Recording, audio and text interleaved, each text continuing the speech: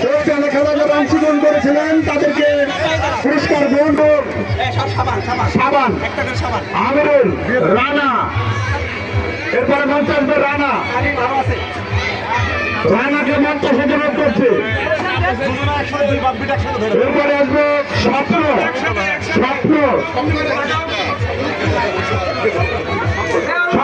স্বপনের পরে আসবে স্বপনের পরে আসবে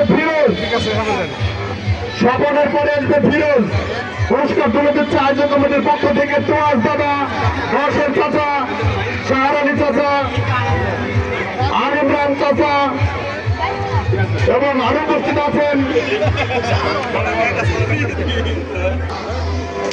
এরপরে আসবেন আস্কার, পুরস্কার গ্রহণ করছেন